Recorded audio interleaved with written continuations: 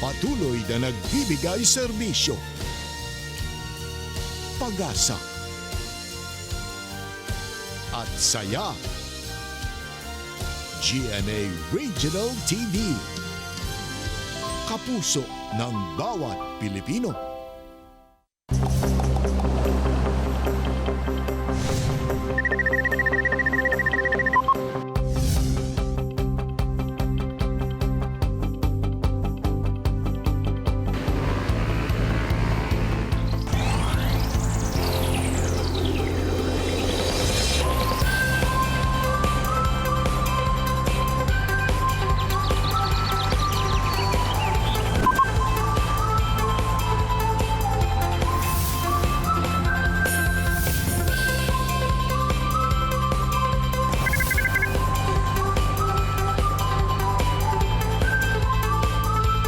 Kini ang At Home with GMA Regional TV.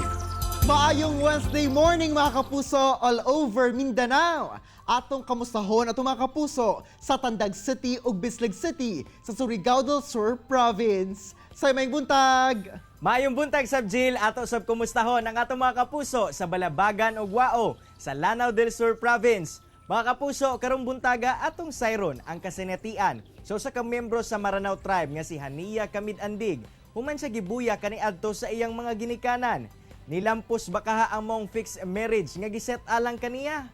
Dungan natong sayron unya taod-taod mga kapuso. Samtang saya ato sa makauban ang usa ka overseas Filipino worker kun OFW sa Doha, Qatar, nga si Roy Fernando, kinsa naglusad og photo exhibit aron makatabang sa Badjao community sa iyang hometown sa Zamboanga City. Ug sa Best Talk, makauban ni Attorney Resi, si The Clash Season 3 Grand Champion, si Kapusong Jessica Villarubin.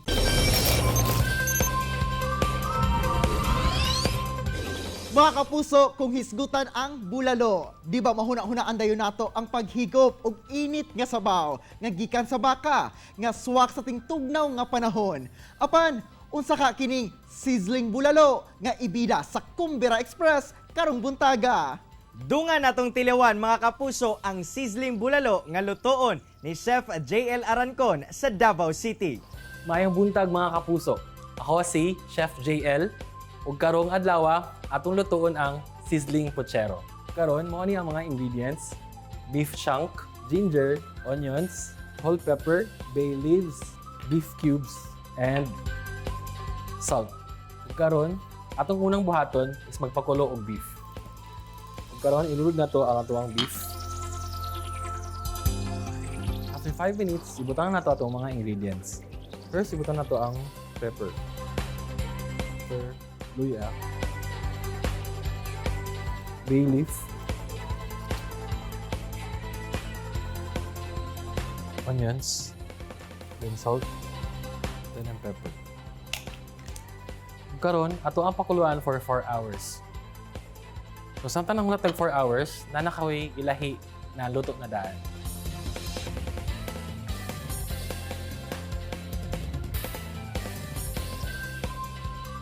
Since nanatay luto daan na beef, magbuhat ta karon sa atuang gravy na mushroom.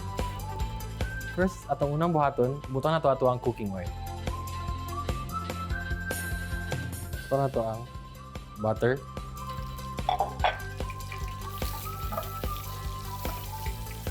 Ito sa ipamelt ang atuang minced garlic.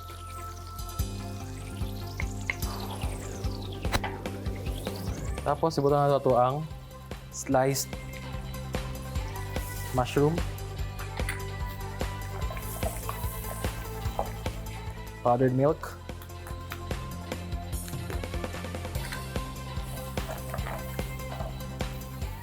ito na ito mushroom powder, nabutan na po kagimuhang water.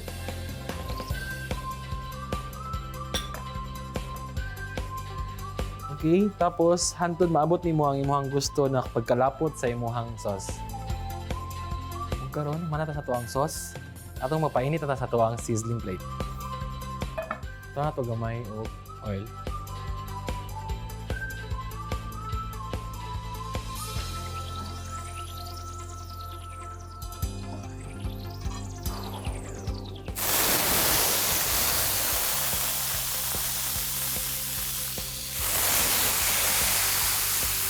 sauce.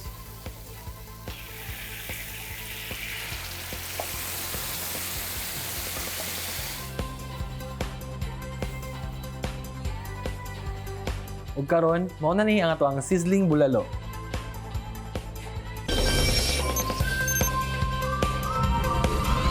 Mga kapuso, bisan anaalayo sa iyang hometown sa Zamboanga City, nakita gihapon og pamaagi ang OFW nga si Roy Fernando nga makatabang sa iyang mga kababayan.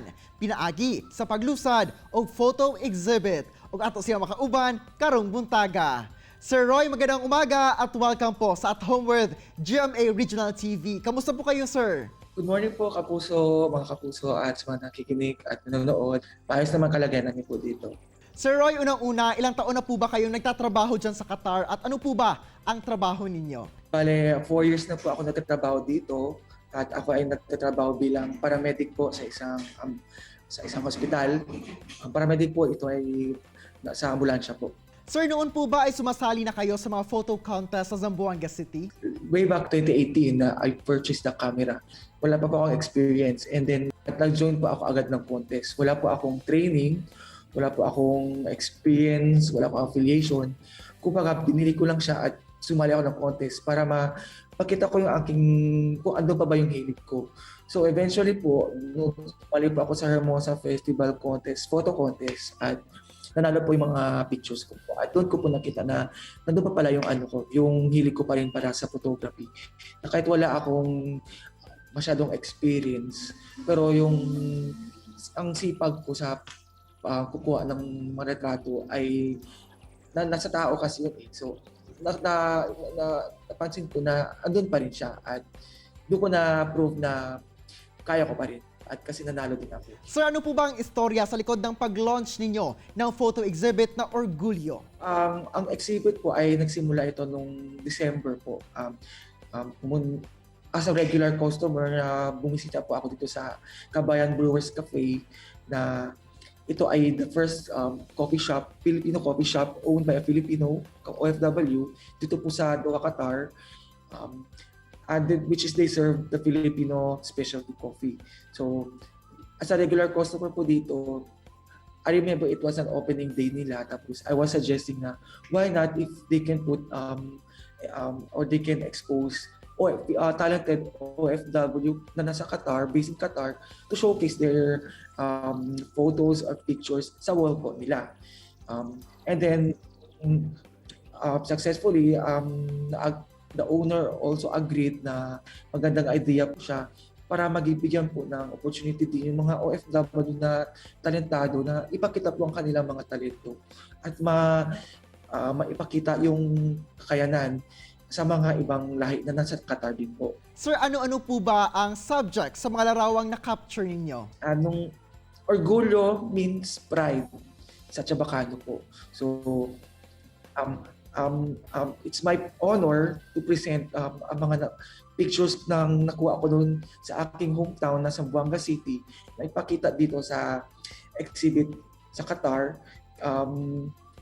Kasi gusto ko ipakita sa buong mundo, sa ibang tao, na ang ganda ng Zamboanga City. Na meron po kaming diverse culture, magandang cultural heritage, may magandang people, may mga magandang event, at something to be proud of po talaga sa buong mundo. At for other people naman to know na ano po talaga ang meron sa Zamboanga City. Sir, paano po ba nakakakuha ng proceeds mula sa nilaunch ninyong photo exhibit? During the event po, meron po kaming special coffee which is the Zamboanga coffee. And we make at I think 10% of the price of the coffee will also go to the benefit of our beneficiary.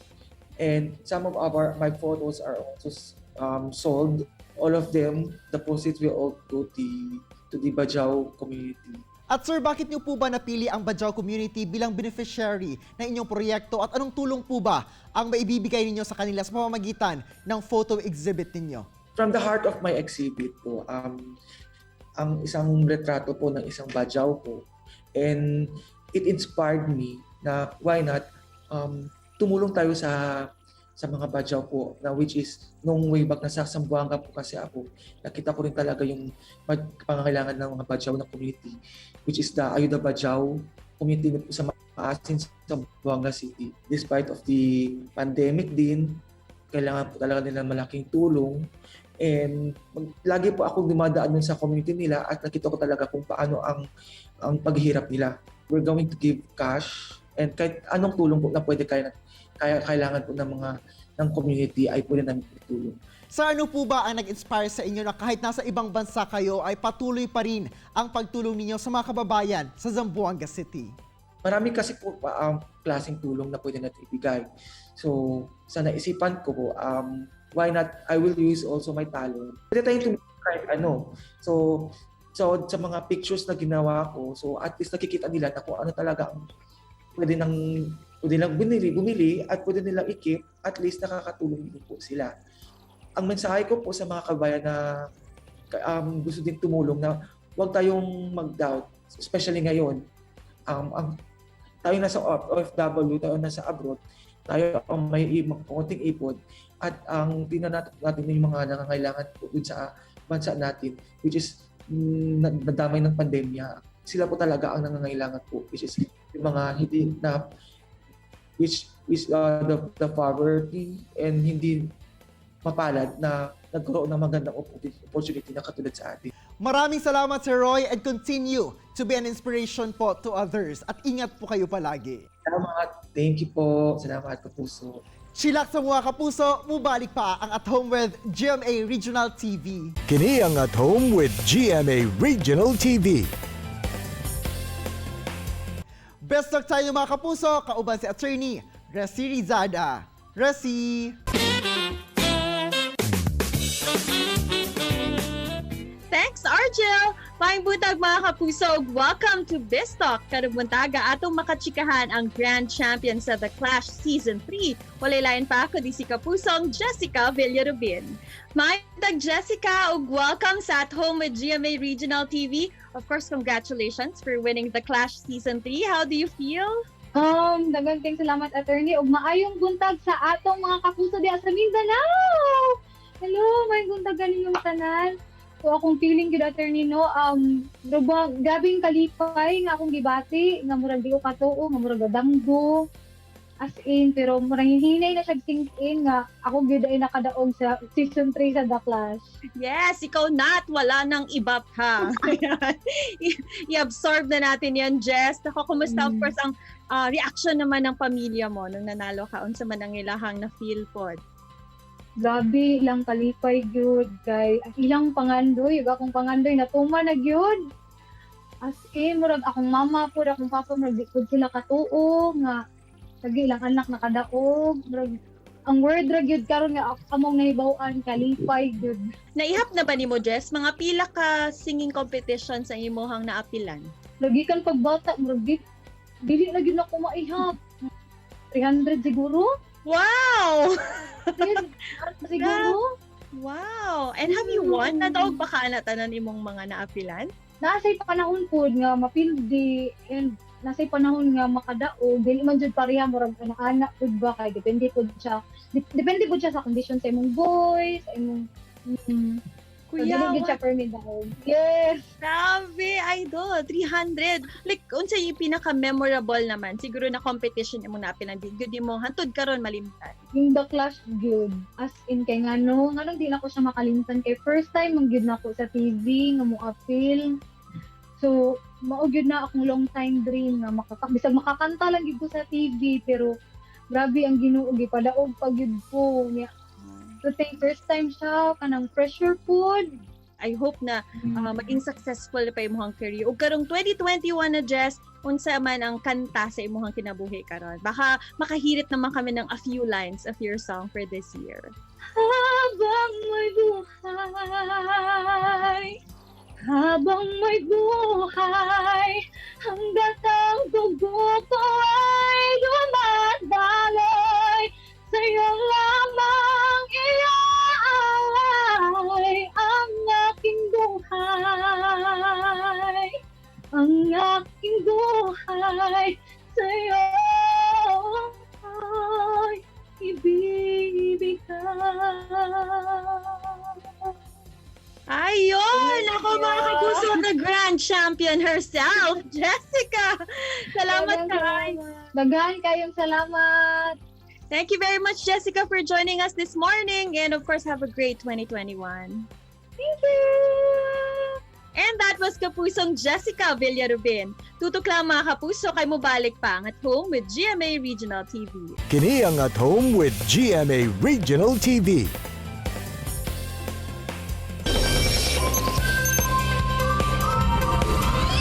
Mga kapuso, karong buntaga atong hisgutan kining ginatawag nga buya o arranged marriage nga usa ka tradisyon sa atong mga kaigsuonang Maranao. Ug aron sayron ang iyang kasinatian, atong makauban si Hania Kamid Andig nga taga Iligan City.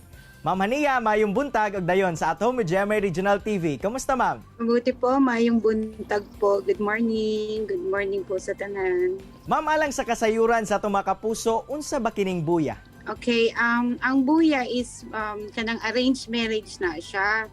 Both families, duha ka pamilya, i-arrange nila ang ilang mga anak na magminyo sila. And usually it start kanang mga batanon pa na sila ba.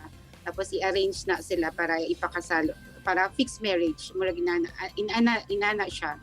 Fixed marriage. Ma'am, unsa sa bang storya nimo o experience bahin aning buya?